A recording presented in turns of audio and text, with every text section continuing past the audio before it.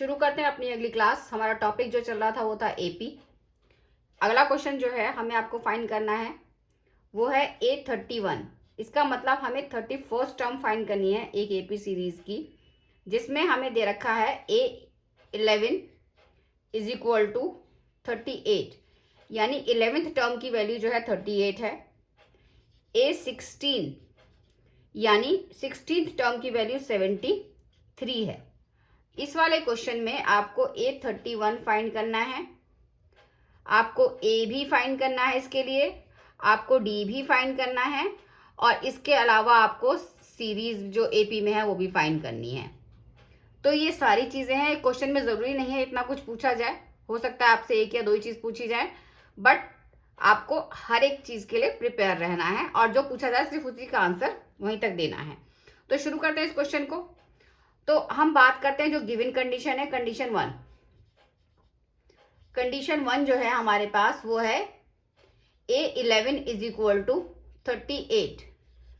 A11 की फॉर्मूले के हिसाब से वैल्यू होती है A प्लस 11 माइनस 1 D, यानी A plus 10D is equal to 38। ये आपकी हो गई इक्वेशन वन। अब अगर आप दूसरी टर्म की बात करते हैं तो ये हो जाता है कंडीशन टू, यानी इसकी वैल्यू है A16 इज इक्वल टू 73। इसकी वैल्यू होती है A प्लस 16 माइनस 1 D, ये हो जाता है A plus 15D is equal to 73। ये आपका हो जाता है इक्वेशन सेकंड। अब आपके पास दो इक्वेशन आ गई हैं, इन दोनों को सॉल्व करेंगे। सॉल्व करने के तरीके आपको अच्छे से आते हैं, आपने पिछली क्लासेस में चेक किए हैं। इसको सॉल्व करने के लिए आप इसे सब्ट्रैक्ट करेंगे। सब्ट्रैक्ट करते ही इन दोनों इक्वेशन को, मैं शॉर्ट में कर रही हूँ इसे, ये माइनस हो जाता है, ये प्लस हो जाता, ये भी माइनस हो जाता है और ये भी माइनस हो जाता है, कट जाता है। ये तो हो जाता है माइनस का 5D, और इसको माइनस करेंगे तो आपका आ जाता है माइनस का 35।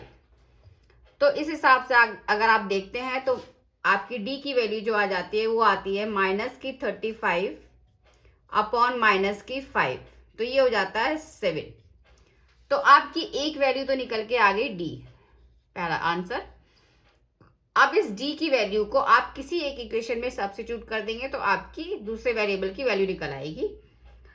तो put value of D in equation one, one में रख रहे हैं हम इस वैल्यू को, तो ये हो जाता है आपका A प्लस 10 इंटू 7, D की वैल्यू की जगह आपने 7 लिखा, इज इक्वल टू 38, यानी ये हो जाता है A plus 70 is equal to 38, यानी A की वैल्यू हो जाती है 38 माइनस 70, ये हो जाती है आपकी माइनस का 32। अब आपके पास ये दूसरा आंसर भी निकल के आ गया, आंसर 2। A की वैल्यू आ गई और D की वैल्यू आ गई। अब अगर आपके पास A और D की वैल्यू आ गई है तो आप निकालेंगे A31, यानी 31st टर्म की वैल्यू, तो ये हो जाती है A प्लस 31 माइनस 1 D।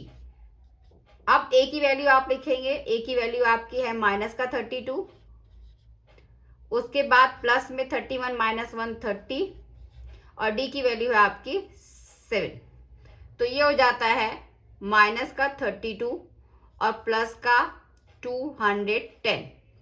इसको अगर आप सॉल्व करते हैं तो ये हो जाता है 178। ये आपका तीसरा आंसर आ गया।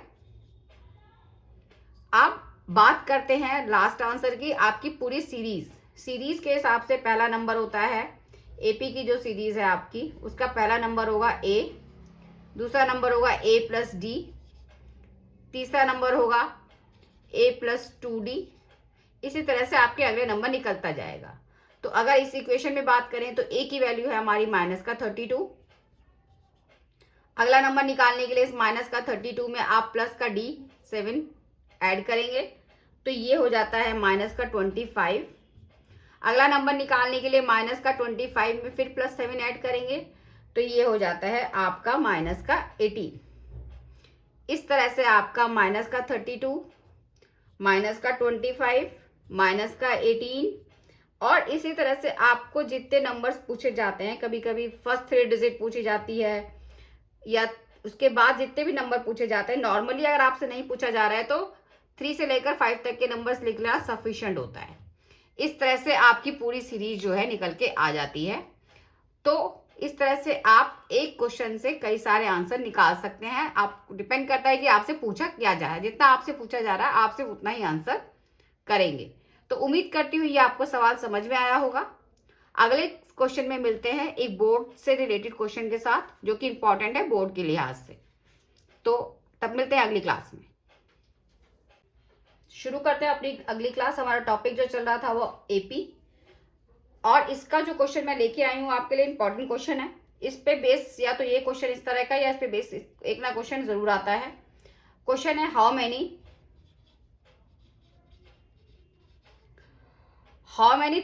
3 digit numbers are there in a series AP divisible by, मैं शॉर्ट में लिख रही हूं, डिविजिबल बाय 7। यानी आपको एक सीरीज निकालनी है, एक सीरीज गिवन है 3 डिजिट की। मान लीजिए मैंने एक 3 डिजिट नंबर की सबसे सीरीज लिखी है, जबकि हमें पता है कि 3 डिजिट का सबसे स्मॉलेस्ट नंबर जो होता है वो 100 होता है।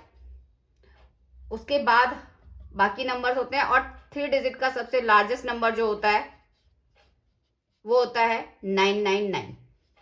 ये हम सबको पता है। ये 3 डिजिट की जगह 2 डिजिट में भी आ सकता है क्वेश्चन, तो उसके लिए आप उसमें 10 से लेकर 99 तक लिखेंगे। तो ये हो गया स्मॉलेस्ट नंबर, ये हो गया लार्जेस्ट नंबर 3 डिजिट। अब इस नंबर के साथ कंडीशन ये है कि वो नंबर ऐसे होने चाहिए जो डिविजिबल बाय 7 हो। अब ये नंबर डिविजिबल बाय 7 है या नहीं, ये चेक कर लेते हैं। तो 100 जो है, अगर आप देखते हैं 7 से डिवाइड करके, तो ये हो जाता है, नहीं, ये डिविजिबल बाय 7 नहीं है, क्योंकि इसमें रिमाइंडर हमारा बच रहा है 2। अगर इसके अंदर आप 2 ऐड कर देते हैं तो ये नंबर जो है, अगर इसमें से 2 माइनस कर देते हैं, यानी 2 जो एक्स्ट्रा है अगर इसमें से माइनस कर देते हैं तो ये नंबर डिविजिबल बाय 7 हो जाएगा। यानी इसमें से अगर माइनस कर देंगे तो ये आएगा 98, जो कि डिविजिबल बाय 7 है। लेकिन जैसे ही हम इसमें से 2 को माइनस करते हैं ये नंबर हो जाता है 98, और 98 नंबर जो है वो 3 डिजिट नंबर नहीं है। इसका मतलब हम इसे घटा नहीं सकते, हम इसमें कुछ ऐड कर सकते हैं, क्योंकि ऐड करने से भी ये 3 डिजिट नंबर ही रहेगा।